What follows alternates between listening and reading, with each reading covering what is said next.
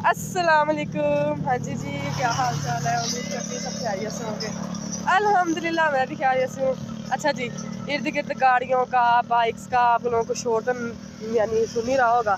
तो मैं ना आप लोगों के लिए ब्लॉग बनाने गई हुई थी 19 गजियानी में। तो हम वहाँ से निकले हैं उस गांव से। तो जो हमारी बाइक का पेट्रोल है ना वो ख़त्म हो गया। भाई पेट्रोल डलवाने गया, उसने कॉल करके बता दिया है जी पेट्रोल ही नहीं है, सारे शहर में पेट्रोल ही नहीं है। देखिए जी, अब हम 19 गजानी से चल के जो है हाईवे का जो बड़ा रोड है वहाँ पे हम लोग पहुँच गए हैं। टांगे बहुत ज़्यादा थक गई पर किसी ने लिफ्ट ही नहीं दी।